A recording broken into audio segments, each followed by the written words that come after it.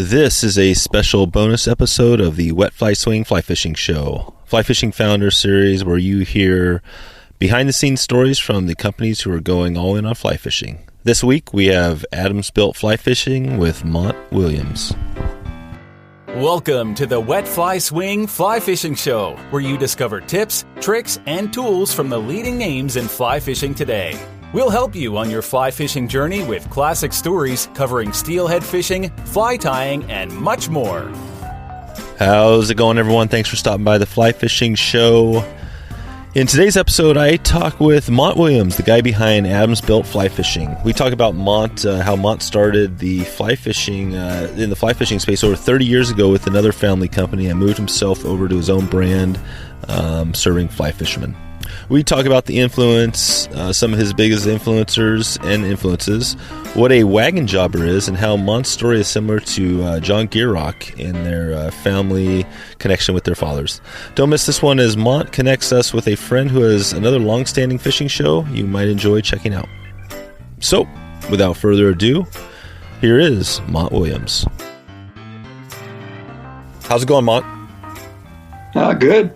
Always glad to get up early in the morning, and it's nice to meet with you, Dave. Yeah. No, thanks for coming on. I appreciate you having this conversation. We're going to check in a little bit with you on what you have going with Adamsbuilt Fishing. You've definitely got a bunch of products, and I have some questions. I'm just trying to provide some extra value for people that listen to this, and I know you have some good products out there, so we're going to dig into all that. Before we get there, maybe just talk kind of briefly about how you got into fly fishing, and then how you brought this all up to having a fly fishing company. Well, actually, interesting story.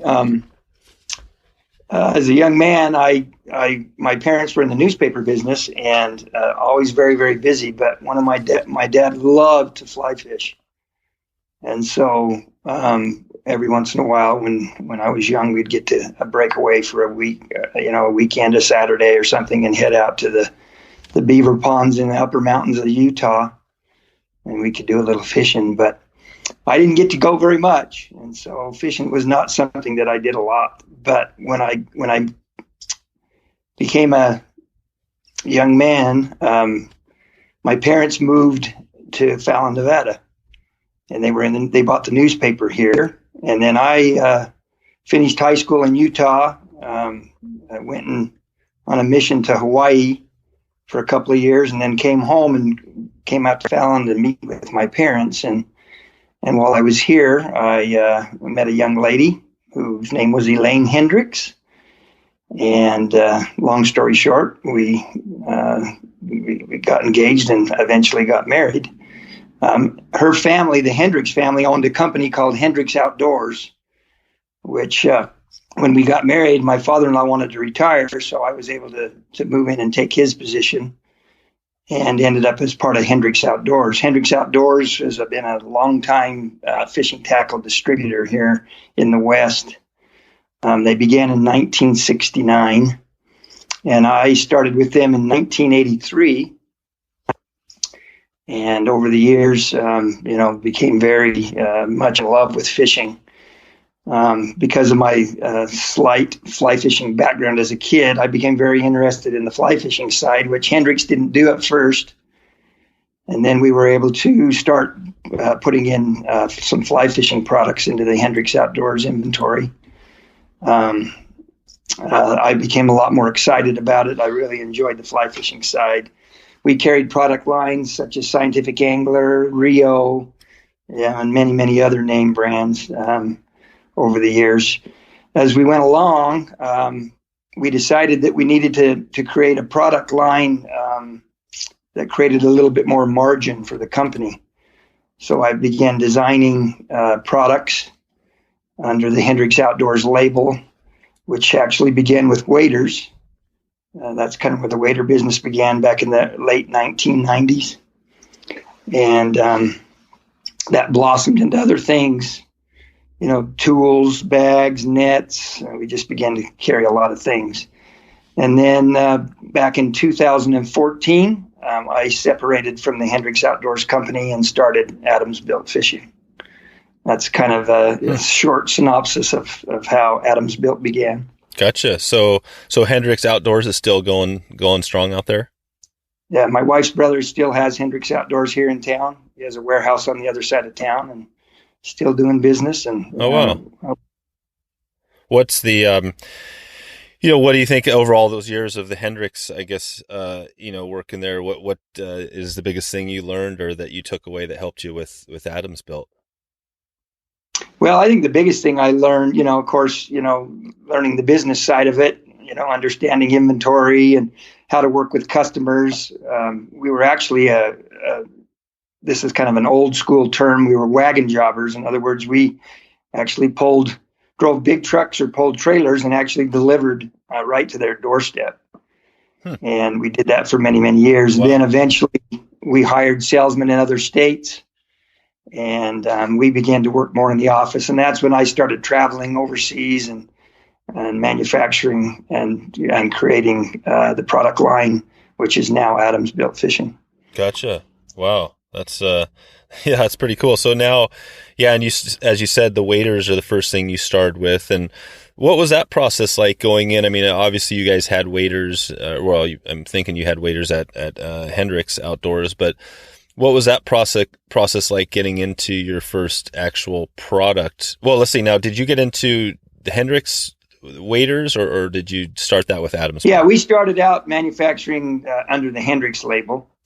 The way that had to happen was I met a few guys at shows that were actually manufacturing waders, and I kind of tied myself in with them. And we were ordering waders through them. It was a company out of Colorado. We were ordering waders through them, and then they were just bringing it in our packaging. And then eventually I kind of separated from them and started doing it on my own. Gotcha. Okay. Yeah. So maybe we can dig in a little bit later in that process. I did want to check. You mentioned a couple of things there. The your dad, I guess, you said, like to go fishing, but didn't go as much as maybe he would like it. It kind of reminds me of I had John Gierach on in episode 47, and he kind of said the same thing, that his dad, he loved going fishing, but because he worked so much, he never had a lot of time. And that's part of the reason why Gierach became a trout bum and started writing. But is that kind of the same situation for you as far as why you got into all this? Yeah, I mean, I absolutely loved going with him. Sneaking up on those little trout ponds and just watching him. I mean, I don't know that I participated that much as much as I watched, but it was just really, really neat to see. And as I started with Hendrix, we were so busy. We worked many, many hours a day, but every once in a while we could get a break, and I met some friends on the road that would take me out at night. We did some night fly fishing up at a place called Butt Lake in Northern California, and I started fishing with some of the best fly fishermen I knew up there, and watching them, and then getting to catch a great big trout, on little flies. And were some of those fly fishermen names that we might know of?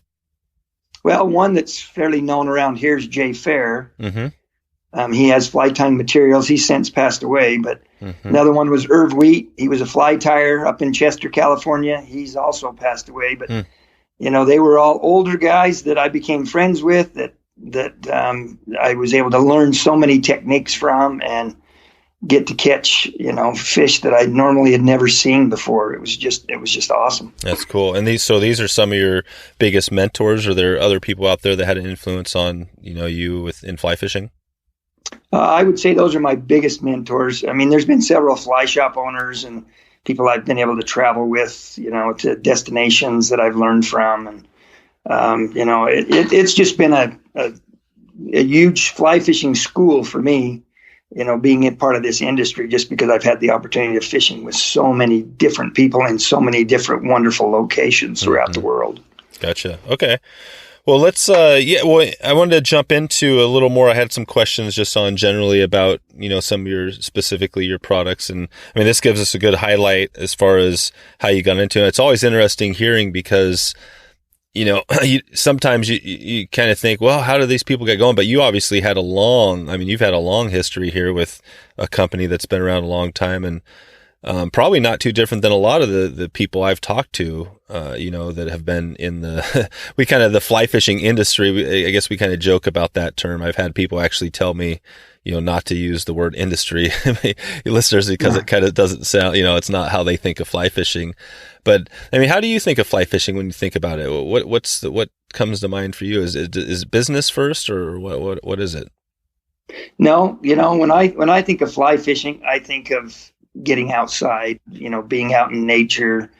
Part of the mystique of fly fishing to me is just the wonderful opportunity to go places and see new things and to see beautiful, water, mountains, oceans, those kind of things.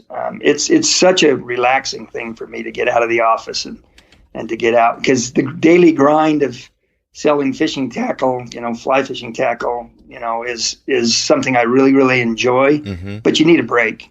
Yeah. And that's the beauty of fly fishing, is that you can just go and get away. That's right. And it's a lot of fun. That's right. Really, really is. And get away. And you get the bonus is you get to use your gear while you're out there on the water, right? Absolutely. Yeah. I think I might have saw you out there with a connection to Ascent Fly Fishing. Is that a company you've worked with or been connected with? They may be one of our customers. Oh, okay. Yeah. It sounds familiar. Yeah. I gotcha. Yeah. Because you basically, your products, are you a distributor, or what would you categorize yourself as if people wanted to get a hold of your products, what are you guys, or what are you?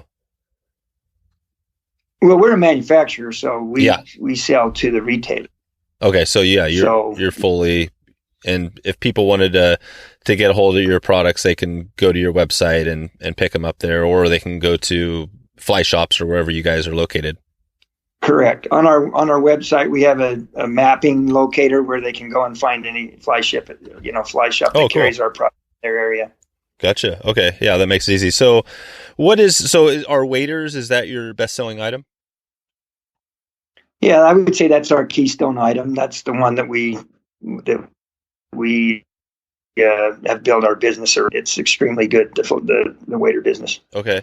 And it seems like waders, over the years have been, I know, as I've been involved in it, it's been challenging, right? And this is probably all companies could say this, where occasionally you have a shipment order that comes in that's not the highest quality, something happens there. But, I guess that's one question. How have you had to deal with that? And then how do you make sure on the quality control stuff? Because waders is challenging, right? I mean, you guys have Gore-Tex waders. Have you had to deal with some of those issues? And then what was that like? We actually don't do Gore-Tex, but we do have our own proprietary membrane that we use. It's called PoreTech, actually, and it's been a really good product. But the wader business, over the years, we had one major issue when we were actually being manufactured by that other company I was telling you about in Colorado. We got a shipment of waders in, and they looked great. We got them out on the market. People were fishing them. I got a phone call one day, and the guy said, "Hey, I was just fishing a brand new pair of your waders. They were awesome. I was out fishing, and about an hour in, it was like the floodgates opened, and my waders completely filled up with water. And oh boy, did I panic! And so I went out and got a pair and did a little bit of testing, filled them full of water, and sure enough, they just filled up with water. And I did a little checking and found out the factory, for some reason, had created this fabric and had left the membrane out. Oh, yep. So I immediately started to recall every pair of waders that was out there, got them back. We had, new waders made. It kind of put a little halt in the wader sales there for a while, but we were able to get almost every pair of waders back, and then get them replaced with the new waders that had membranes in them. Gotcha. And that's really the only major issue we've had with waders. Waders are waders, they traditionally are going to leak at some point. Yeah. But we've been able to find, over the years, I've been able to work really hard to find a quality factory that we've actually been in for many, many years now. And our wader quality is top of the line. I have no complaints at all.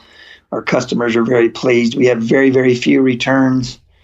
When we do, we're able to fix them here quickly and get them back out to the customer. So our customer service has been really, really good as well. Yeah, that's right. And that's, that's one of those things on waders. Yeah, I mean, they're going to wear out. It's just a matter of time or when. Do you guys have any sorts of, do you have a time frame where you expect I guess it depends on how much you use them. A guide who's going to wear out a pair of waders in a season versus somebody who fishes once a month is a little different deal. But what is your warranty? How does that whole process work? If somebody does have a pair of waders that leaks or maybe they put a hole in them, how do you guys deal with that? Well, we have a written 1-year warranty that at any time we will either repair or replace any type of wader. If there's a factory issue where, something's come apart or something like that, we immediately will replace them. If there's a leak, I'll bring them in. I have a machine here in the warehouse that I can go out and test them and check them and see if there's any leaks. I personally repair every wader myself. So that tells you we just don't have very many waders that come back leaking. No kidding. Yeah, we just really, really don't. Oh, that's cool. And it's been really, really good. I can't complain. Yeah. But we have a policy that if somebody calls and says, "Hey, my waders are leaking," we'll take them in. I'll check them on the machine. If they can be fixed, I'll fix them. If we can't fix them, then we'll provide a replacement wader to them, either for free or at a reasonable price, so that it gets them back out on the water quickly. Oh, cool. And is this, I've heard, talking to a bunch of different companies and people, in fly fishing, all different ends from the one-man show to teams and stuff like that. Who's part of your process? Just talking about the day-to-day stuff where you're at. Well, this is going to sound funny, to be a fly fishing manufacturer, but Adamsbuilt is 2 people. Uh-huh. It's me and Linda Bradley, who's my secretary. She's also pulls orders. She takes the orders. She does the invoicing. She's basically runs Adamsbuilt Fishing while Mont does the manufacturing side. And Linda's worked for me for even when we were at Hendrix. She started at Hendrix as a teenager. Wow. And I think she's going into her 28th year. Dang. That's so cool. This is the amazing stories that I love coming out. Obviously I think right now in the day and age we're at, it's maybe easier than ever to just go out there and start a business, online or whatever it is. But you've been doing this a while and you still have pretty much a couple people running the show. Have you thought about, the next, is there a plan? Obviously you've been doing this a while. It sounds like you're doing fine, but to add things, or is there a reason why not add more people to the process? Well, we're been able to keep up and to keep things rolling on a smooth basis. Every once in a while we get in a bind. I do have another individual. His name's Dennis Isbister, who owns a company called Wild Fish, Wild Places. It's actually a television show that's on the World Fishing Network. Yep. Dennis has been with me since Adamsbuilt started. He's done my marketing for me. He travels to all the shows with me. He's just a very, very knowledgeable fisherman who fishes many, many days a year and has a lot of experience. Yeah. Is that the marketing side? He is really, really good at. Is that show still going? It is. Yeah, it is. That's right. Yeah, we do a lot of marketing on that show, actually. Oh, no kidding. Okay. Yeah, I'll put a link in the show notes to an episode of that show, so anybody can take a look at it. Okay, well, this is good. I'm getting a good picture of the your process, and it's a pretty awesome one. What is, as you get into it, doing the just a few people, what do you think is the biggest struggle or challenge with all this over the years or currently? Well, without question, the big challenge we're facing right now is inventory control, just because of the nature of importing, bringing products in from Southeast Asia and the time that it takes, and you also have to pay for everything in advance. Yep. And those kind of things. So cash flow can be a challenge at times, but we've been able to do really, really well. I cannot complain. It's provided a good living for me and my family. And it's provided a wonderful opportunity for me to do some traveling. I spend a lot of time overseas. I've met some wonderful people there. I've found some wonderful factories that I've worked with. We're now facing a new challenge, which is tariffs that are being applied. Yep. We found out just a couple of weeks ago that starting June 24th, tariffs will be applied to every product we make. And what does that mean? What for somebody that doesn't know about that? What is a tariff, and how does that affect? Well, it's a fee that the United States Customs charges to bring product into the country, and there's been duty or these tariffs have been on the products from the very, very beginning since I started, but they're now having a little trade war with China, and so the government has put an additional 25% on top of all the other duty we're already charged on top of it. And it's really making it challenging for pricing and to keep products at a reasonable cost and all those kinds of things. So now is that something where you just have to add on some cost to the consumer? Well, I don't know what else you do. Yeah. I mean, we're right now trying to work with the factories. I've had some factories give us some cost reduction. We're trying to find ways to get the product here as cheaply as possible. We're doing everything that we can. Adamsbuilt has not had to raise prices very much over its lifetime of the company, and that's been a wonderful blessing. But from the looks of things, if this new tariff cost goes into effect, eventually, it's going to have to be passed on to the consumer. That's right. And now, your waders, staying on the wader thing, I mean, they're very reasonable. I think, what is a pair of your waders? I'm not sure if you have different styles, but just on average.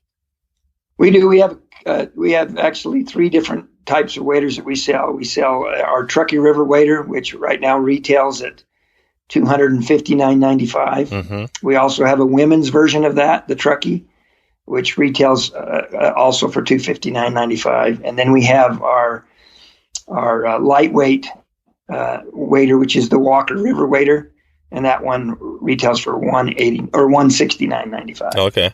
Yep. So basically, add on, if you had to add on 25%, you're adding on probably whatever that is, $30 or $40 or so, somewhere in there, $50. So yeah, the waders, but still, even with that, you add on $50 to your waders, you're still in the $200 to $300 range, which is probably, I mean, if you look at Sims or the other companies out there that are, I don't know what their lowest wader is, but I mean, they probably start higher than that and go up to $700, $800, $900. A lot of the manufacturers, the name brands, the ones that have been out there forever that create a really, really good product and have had some higher prices, they've also realized that they needed a lower price point, and a lot of those manufacturers have created price point waders that are in that upper $100 range, $180, $170.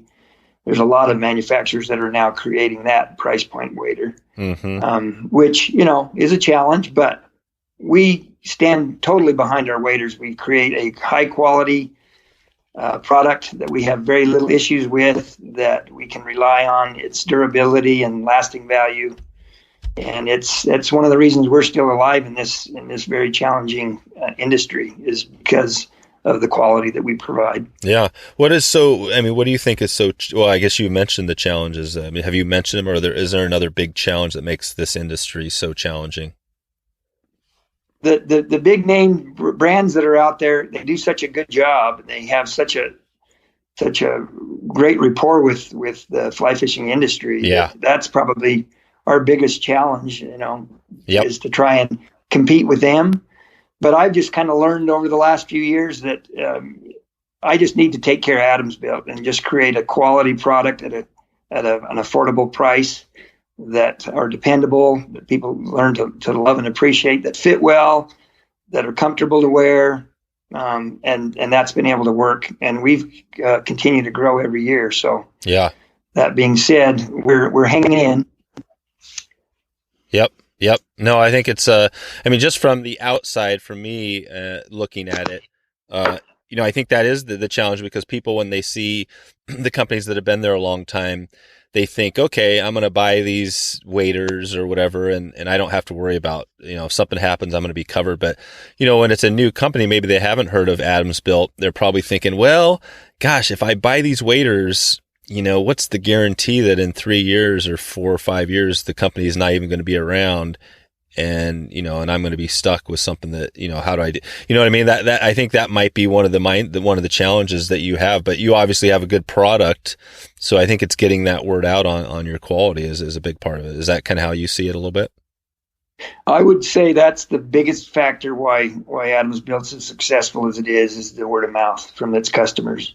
Those that actually buy our waders and other products and try them, I think they tend to learn that they're really, really good and the quality's there and they fish well and they end up being long-term customers. Yeah. No, I think it's great. And I actually, in all honesty, haven't, used your products yet. I hope to, in the near future, but, I've heard from other of our listeners that they, love your products. So yeah, I think the word obviously is getting out there in some circles. So that's a good thing. Well, I think I've touched on a few of the big things I wanted to, get in here, but before we get out of here, I had a few other questions, and one of them was just, I think maybe you mentioned, do you have a home river in Nevada that you kind of is the river you go and fish most often? Well, yeah, and the way you can tell that is we've named some of our products after them. Oh, there you go. Our number one selling item is the Truckee Wader, which is right in our back door, just a few miles away in Reno. It comes out of Lake Tahoe and runs down through our area. Mm-hmm. Another river that's fairly close just to the south of us is the Walker, which we also named one of our waders after. Mm-hmm. Nevada's not really known for a lot of moving water. It's got some good lakes kind too. Of a desert state, but those two fisheries are really, really good, really high quality fisheries. And is the Truckee, is that mostly known for the Truckee River and the Walker River? Okay. And is the Truckee, is that a rainbow? What species are you targeting mostly? Yeah, rainbows and browns. Okay. All right. They both very, very high quality fish, can catch some really, really big ones. Mm-hmm. It's not an easy fishery, but it's a very successful fishery. That's for sure. Okay. And if you had to pick your, for the Truckee, maybe your top one or two flies that you use, what would those be? Well, they have a green drake hatch that comes off. Mm-hmm. At certain times of the year. Without question, I've had great success with that. There's a lot of guys that fish it a lot more than I do. I tend to work too much, unfortunately. But that's the one fly that I would say that I've had some terrific success with. Okay. All right. And is that fishery the Truckee? I'm not even sure the size. Are people boating that, or mostly kind of walking wading, or how are they covering things? Well, it's mostly weighted, but you can put some inflatable boats on there that get fished quite a bit when the water's higher, as it has been the last year or so. Okay. They will float it. And do you have you don't have inflatable boats in your line, right? I don't. Yeah, I don't. But you have mostly, I think you have pretty much everything else. I mean, waders, vests, boxes, terminal. Well, not terminal tackle, but you have all the accessories, right? Yeah, our big, we do waders and boots, of course. One of our biggest product lines right now is nets. Nets, mm-hmm. Our aluminum net line is phenomenal, as well as our wood nets. Fly boxes is a huge category for us. One of our biggest categories right now is combos. Our fly fishing combos are really, really popular. Mm-hmm. Okay. Well, let's see here. Yeah, that's, about all I had. Before we get out of here, I just want to check in the next 6 to 12 months. Anything new or things we can expect for you coming out, from either you personally or your company? As far as new product? Yeah, new products or just stuff you're doing. Anything you want to, anything different, or are you just going to be rolling along as you have for the last 6 to 12 months? Well, we've added some new interesting fly boxes that'll be coming out this year.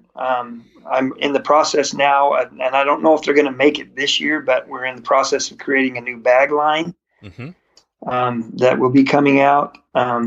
We did create last year a fly box carry case that just did far better than I ever imagined. And we're now adding another size, a little bit bigger size of that, also coming out this year. We improved and stepped up our waist high wader. Right. We added a few bells and whistles to that. That is now becoming our fastest selling wader right now. It is. And what now the waist high? See, I've never gotten into the waist high. I always love the full waders because the pockets and everything. What do you think? Why do people love the waist high so much?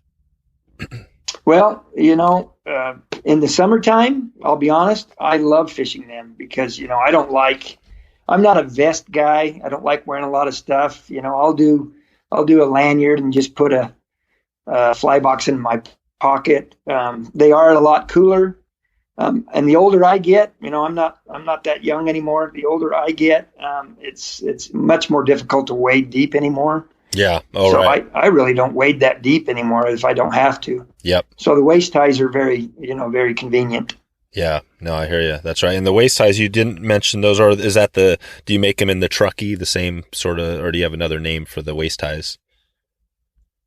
Yeah, it's called the green. They're the Green River waist ties. Oh, okay. All right. Perfect. And those are similar material to the Truckee. They're 5-layer on the lower section. 4-layer on the short upper part. The Truckees are 4-layer on the upper part.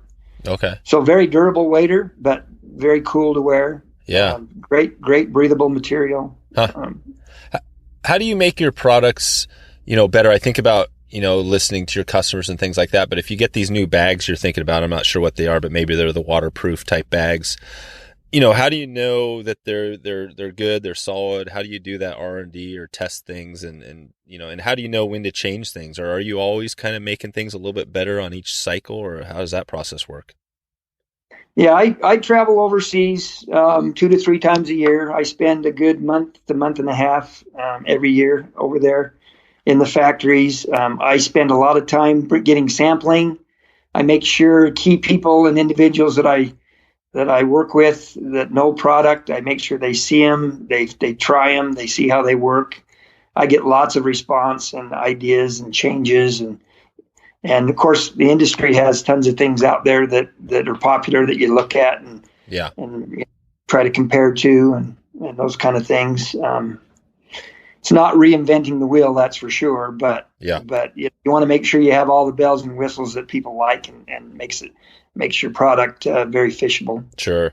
And do you hear back from people occasionally that people let you know, hey, I like this thing, or I don't like this, or you could change this, or maybe somebody just comes out and says, hey, I'd like to get a magnetic rod holder. Do you have any plans of making that? What do you say to those people? Oh, I get those all the time. Our website has a place where they can actually ask questions. I do get phone calls on a regular basis of just guys that say, hey, I really like this item, but if you could add this to it. In fact, we just recently reinvented a bag that we've carried for many, many years called the McQualamy tackle bag.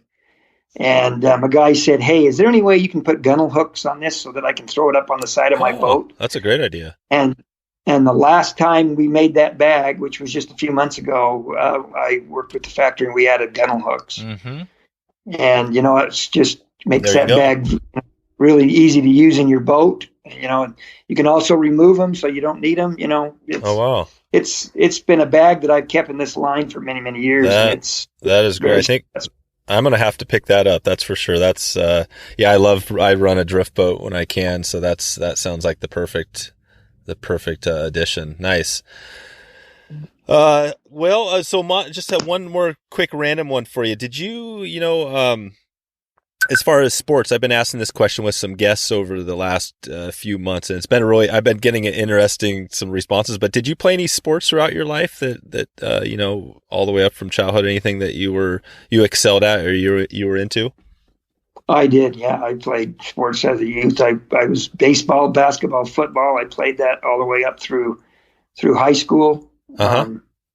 My wife was an athlete. So all my kids have been athletes. My daughters have played college volleyball. Oh, wow. So if you were very sports oriented, and me and my wife actually, because it's a little bit quicker and easier to do than fishing.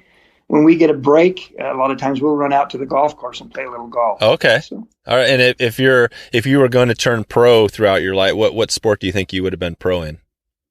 I would want to be a golf pro. That's for sure. And is that the one you were best at? I wouldn't say that. Yeah. I was probably best at basketball. Yeah. Okay. That was just never tall enough. So. Oh, gotcha. Okay. All right. Perfect. All right, Mont. Well, that's all I have for you. If people want to find you, they can just go to adamsbuiltfishing.com. That's the best place if they have questions or want to check in with you.